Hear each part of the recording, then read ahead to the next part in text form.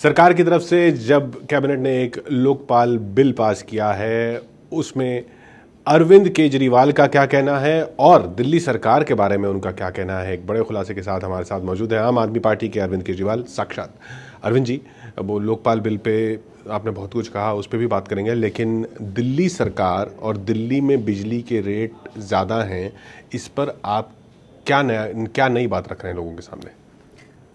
देखिए, सन 2010 में उस टाइम के जो चेयरपर्सन होते थे ब्रजेंद्र सिंह जी, उन्होंने एक ऑर्डर डीआरसी दिल्ली में बिजली की दरें तय करता है। उन्होंने एक ऑर्डर पास किया था कि दिल्ली के अंदर बिजली की दरें 23% कम होनी चाहिए। क्यों कम होनी चाहिए?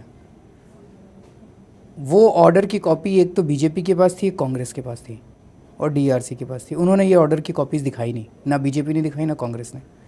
उस ऑर्डर की कॉपी हमें मिली है, हमने आरटीआई फाइल की थी। तो वो ऑर्डर की जो सारी बातें हैं वो हम जनता के सामने रखेंगे और ये बताएंगे कि किस तरह से दिल्ली सरकार ने बिजली कंपनियों को फ़ायदा पहुंचाया। और मतलब उस ऑर्डर में ये था कि दरें कम होनी चाहिए, जबकि दरें बढ़ा दी गई हैं।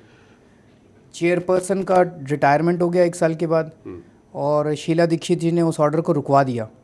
वो ऑर्डर जो था पास होने वाला था 5 मई 2010 को पास होने वाला था। 5 मई 2010 को सुबह पास होने वाला था और 4 मई 2010 को शाम को शीला दीक्षित जी ने चिट्ठी लिख के वो ऑर्डर रुकवा दिया कि बिजली की दरें कम नहीं की जाएंगी। अब सरकार, ये तो डीआरसी के तर्क रहे होंगे जो आप बोल रहे हैं कि अब वो लोगों के सामने रखे जाएंगे।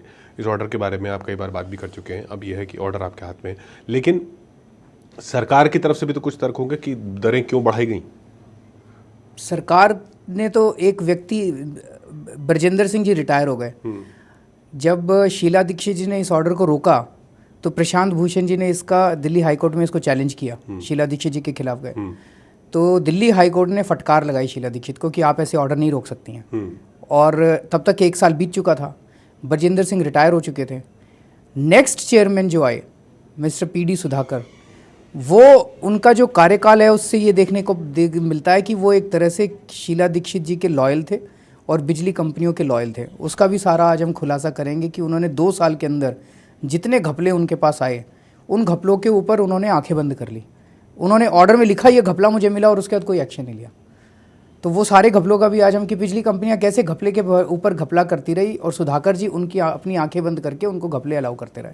तो आपका खुलासा या आपका तर्क जो है वो सुधाकर जी के खिलाफ है?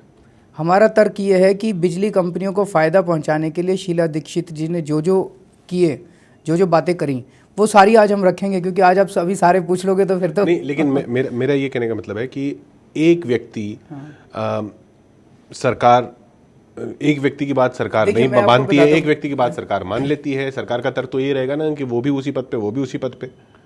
पर सरकार होती कौन है मानने वाली?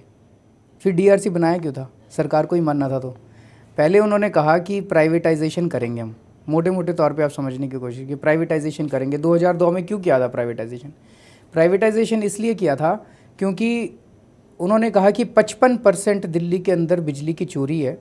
अगर ये चोरी रुक जाए तो बिजली डिपार्टमेंट को रेवेन्यू आने लगेगा और इससे बिजली की दरें कम होगी। चोरी रुकी है, चोरी काफ़ी कम हो गई, पर इस सारा फ़ायदा किसको मिला? जनता को तो नहीं मिला। जनता के तो बिजली के दाम डबल हो गए। जनता की मर्जी से चोरी हो रही थी कि चोरी नहीं हो रही थी, क्या फ़र्क पड़ता था?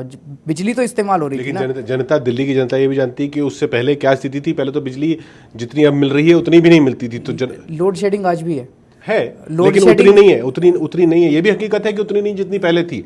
ये भी हकीकत है कि जब सरकारी डेसू था तब भी लोग बहुत त्रस्त थे और ज़्यादा त्रस्त थे। अब जनसंख्या भी बढ़ी है और बिजली की आपूर्ति भी बढ़ी है, ये भी लोग मानते हैं। उसके साथ ये सब हो रहा है। ये आप कह रहे हैं कि ये सिर्फ बिजली कंपनियों को फायदा पहुंचाने के लिए हो रहा है। एक आम आदमी के पॉइंट ऑफ व्यू से समझिए, बिजली की आपूर्ति बढ़ी हो सकती है, बिजली की अवेलेबिलिटी भी बढ़ी है। 8 साल के अंदर और बिजली उत्पादन बढ़ा है हमारे देश के अंदर। आज पहले दिल्ली बिजली डेफिसिट स्टेट होता था जब सरकार में था, अब बिजली सरप्लस स्टेट बन गया है। ये भी एक मुद्दा है कि सरप्लस बिजली बेच रही हैं ये कंपनियां। दिल्ली में बिजली का उत्पादन ज़्यादा हो गया अब डिमांड की बजाय।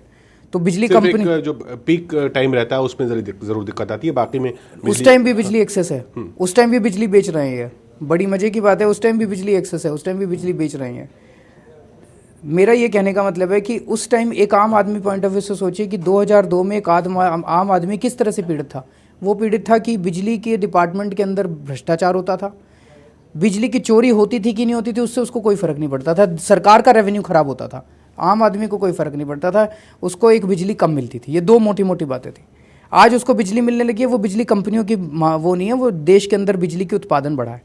आज भी भ्रष्टाचार उतना ही है बिजली कंपनियों के अंदर। हमने बहुत जनता से पूछा है, आप दफ्तर के अंदर आज भी बिजली का बिल ठीक कराने के लिए चाहिए, आज भी वो बिजली कंपनी का मुलाजिम जो है वो पैसे मांगता है। अगर आपका मीटर खराब हो जाए तो वो पैसे मांगता है। आप कह रहे हैं कि भ्रष्टाचार से जो त्रस्त थी जनता, वो भ्रष्टाचार अब भी बरकरार है? आज भी बरकरार है, और आज दो लेवल पे भ्रष्टाचार हो गया। पहले रिटेल लेवल का भ्रष्टाचार था, हर जूनियर इंजीनियर, वो आप कह रहे हैं अभी भी जारी है? वो अभी भी जारी। अब होलसेल का भी भ्रष्टाचार हो गया। अब अनिल अंबानी, शीला दीक्षित और डीआरसी के चेयरमैन से मिलकर आपकी बिजली की दरें डबल करा देता है। तो आपकी जेब से पैसा आज डबल जाने लगा, ट्रिपल जाने लगा है। और पहले जो है वो जब आपका बिजली डिपार्टमेंट से वास्ता पड़ता था तभी उतना पैसा जाता था। अब इससे जुड़ा हुआ अगला सवाल ये कि आप कह रहे हैं कि ये डीईआरसी को किस तरह से मैनेज करके ये सरकार ने करवाया। डीईआरसी एक रेगुलेटर है, लोकपाल भी एक लेवल पर एक रेगुलेटर होने वाला है।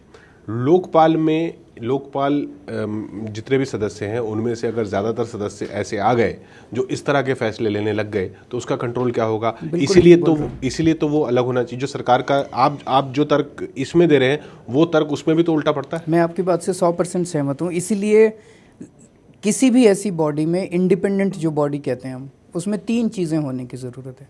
एक तो सिलेक्शन का प्रोसेस बहुत ही स्ट्रॉन्ग। आप ये नए वाले प्रपोजल से सहमत नहीं है? ये कैबिनेट जो मंजूर किया सिलेक्शन प्रोसेस को लेकर, इसमें ये वाला प्रोसेस एग्जैक्टली वही प्रोसेस है जो कि दिल्ली का रेगुलेटर को चूज़ करने वाला प्रोसेस है। तो एक तो सिलेक्शन का प्रोसेस स्ट्रॉन्ग होना चाहिए। दूसरा, उनकी फंक्शनिंग जो है वो बहुत ही ट्रांसपेरेंट और अकाउंटेबल हो, इनकी इंटरनल अकाउंटेबिलिटी प्रोसीजर और ट्रांसपेरेंसी बहुत स्ट्रॉन्ग होनी चाहिए। और तीसरा, अगर बाई चांस वो भ्रष्ट हो जाए तो उसको निकालने का प्रोसेस बड़ा स्ट्रांग और ट्रांसपेरेंट होना चाहिए। ये 3 चीजें अगर होंगी तो एक लेकिन वो अगर इतना ताकतवर हो गया जितना आप कह रहे होना चाहिए तो फिर उसको निकालने का प्रोसेस भी तो उतना ही दिक्कत, उतनी मुश्किल हो जाएगी। निकालने का प्रोसेस का उसकी ताकत, पहली बात तो हम तो कह ही नहीं रहे कि कोई ताकत दो उसको, हम तो केवल कह रहे हैं कि उसको जांच करने की पावर दे दो। आज लोकपाल जो सरकार लेके आ रही है वो लोकपाल दुनिया का पहला ऐसा लोकपाल होने वाला है जिसके पास जांच करने की भी पावर नहीं होगी। वो एक लोकपाल होगा जिसके पास एसी दफ्तर होगा, बड़ा बंगला होगा, लाल बत्ती की गाड़ी होगी। सरकार का तर्क कि जांच करने की पावर उसको नहीं देनी चाहिए क्योंकि जांच करने की पावर अलग एजेंसी के पास होनी चाहिए, क्योंकि जांच की एजेंसी उसके अंडर नहीं होनी चाहिए। वो सरकार, मेरा ये सुझाव है ना, 10 एजेंसी बना दो। एक एजेंसी की पावर केवल चिट्ठी रिसीव करने की होनी चाहिए, दूसरी एजेंसी की पावर उस पर ठप्पा लगाने की होनी चाहिए, तीसरे डिपार्टमेंट की पावर उसको एंट्री रजिस्टर में एंट्री करने की। ये क्या तमाशा है? जांच करने की पावर एंटी करप्शन एजेंसी को नहीं होनी चाहिए, ये कहाँ का तर्क है? पूरी दुनिया में एक एजेंसी आप मुझे बता दीजिए कि एंटी करप्शन एजेंसी जांच नहीं कर सकती, वो फॉरवर्ड कर सकती। किरण बेदी इसको एक अच्छा कदम मान रही हैं। वो कैसे मान रही है मेरी तो समझ के बाहर है। मैं उनकी बहुत इज्जत करता हूं लेकिन वो कैसे मान रही है मुझे मेरी समझ के बाहर है।